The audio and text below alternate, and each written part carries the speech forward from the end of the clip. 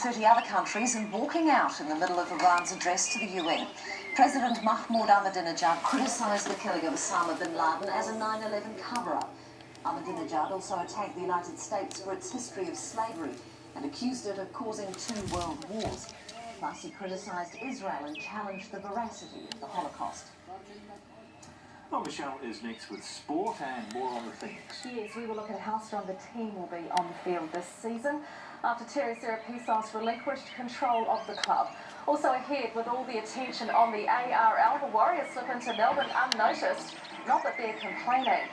All the attention back here is on the All Blacks, just a day out from their crucial clash with France at Eden Park. Plus, the family connection with a few new faces named in the All Blacks. Richie McCaw, I want to be you. Wanna Ben is back. I'd just like to put in my application for the All Blacks. And this time he wants to be All Black. Turn up there, mate. Don't miss the Wanna Ben rugby specialist. Ben tries his best to fill the black jersey. Is black optional? It's kind of dangerous when you're jogging at night. That was close. That is so rich. Wanna Ben rugby special 7:30 Saturday on 3.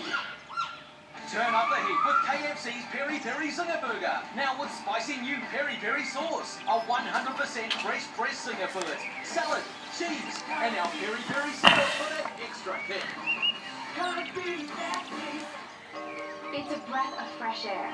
New Nature Lux Silk Foundation. Flawless coverage. With a light as air feel, we took out a heavy synthetic and put in a light touch of cucumber.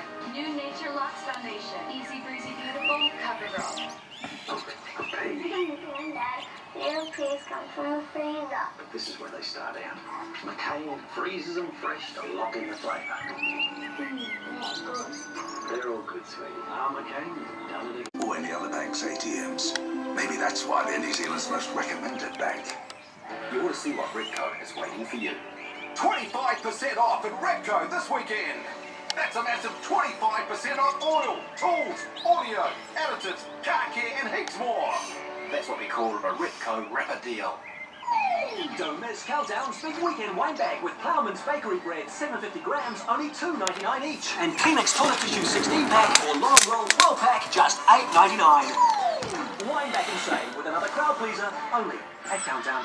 Refresh your home for summer with great deals at the warehouse. Like Living & Co. duvet covers now $35. Plus Living & Co. sheets also only $35 a set and 30% off all loose dinnerware.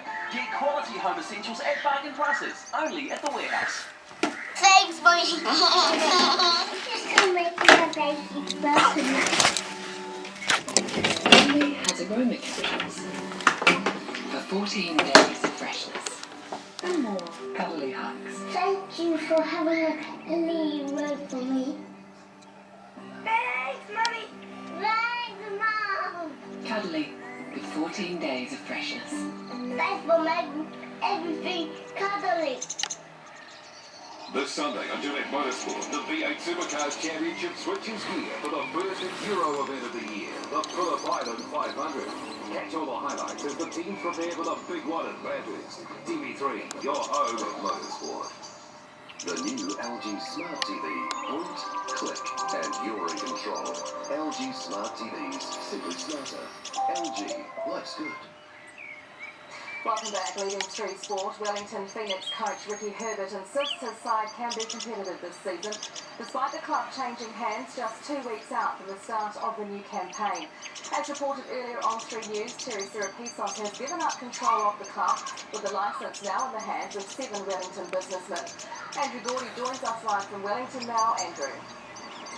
Good evening, Michelle. Behind me used to be the home of the Wellington Phoenix. Unfortunately, that is no longer the case. It has been a long time coming. In fact, Gareth Morgan confirmed today he was approached by the Wellington City Council 18 months ago about forming a plan B to save the club. He saved the Phoenix. The question now is, can the Phoenix save their season? A group of stunned Phoenix players prepared for a pre-season friendly against Central Coast Mariners on their own today. Coach Ricky Herbert was in a taxi, heading back to Wellington to meet the club's new owners. I think this football club's built quite a strong resilience, and we've seen that from time to time, not just at this moment. While the timing of today's announcement is not ideal, Herbert remains convinced his team can still compete this season, despite having just 17 players on the books. The 17 players are at the club. 15 of those have been integral in getting the team to a back-to-back final series.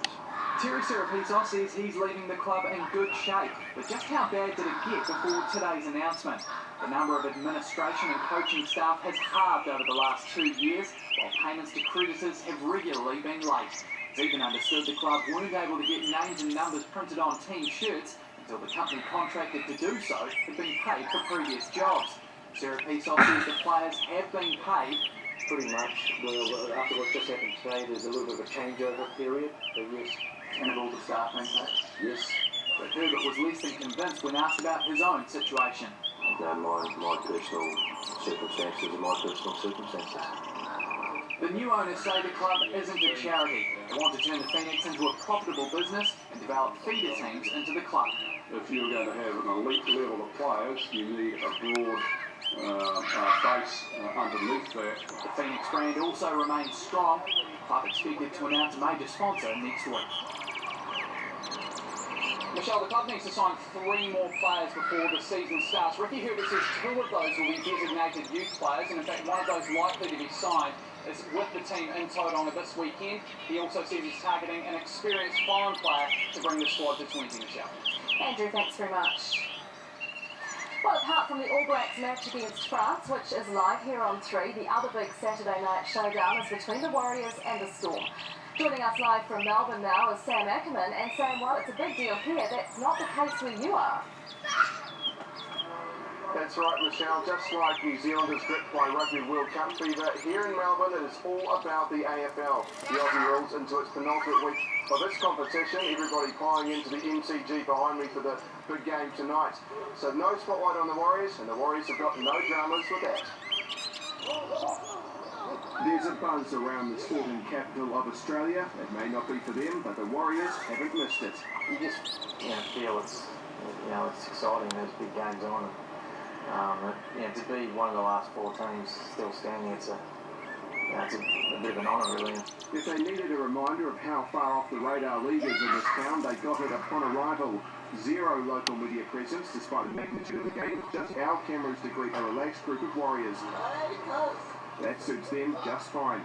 We can sort of get away from the hype a little bit, but we're all just focused on performing as well as we can Saturday, whether there's hype or not. Today's training with finishing touches to an 8-day preparation for one of the NRL's toughest assignments. The finish line is obviously getting closer. It's the stakes are going up. It's a bit, easier if you like for those guys to push themselves through. This time last year, the Storm were forced to watch from the sideline after the salary cap scandal killed off their premiership ambitions. It's really nice to be back involved with finals, but our focus is going out and playing well and not making up for not being in the finals last year. Storm skipper Cameron Smith highlighting Manu Vakuday as the man who gets the Warriors going. But after his high ball bounce back against the Tigers, will he be a target? I don't know. I guess we just put one kick down to him. If he catches it, don't kick to him again, I reckon, because he's going to bring it back pretty hard. They'll have more than just Manu to contend with if the Warriors have their way.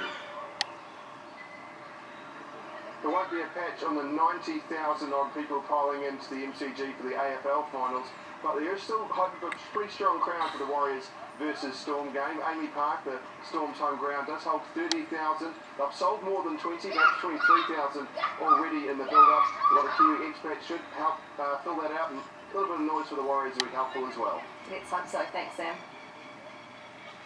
Well, he had a false start in Hamilton last week, but tomorrow night Richie McCaw will become the first All Black to play 100 tests when he leads his team out against France. Jim Case reports. Richie McCaw was born in Oamaru, schooled in Dunedin and lives in Christchurch. But he's happy to bring up his milestone at Auckland's Eden Park.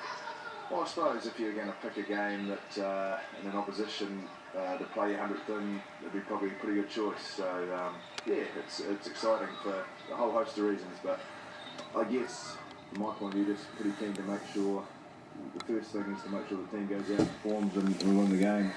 The All Blacks haven't lost at Eden Park since 1994, and that was against France, a side that everyone knows shattered McCaw's World Cup dreams 4 years ago. This test is McCaw's 10th against France, and that loss in Cardiff 4 years ago remains his only defeat. While tomorrow's game is just another pool match, it's still one McCaw desperately wants to win. And his coach is confident the All Blacks will rise to the occasion after relatively easy wins against Tonga and Japan. This game's been on the calendar for some time. It's the French and it's a World Cup game. There's a lot of history there, and I think that brings extra edge. That edge has brought out both the beauty and the beast in French rugby.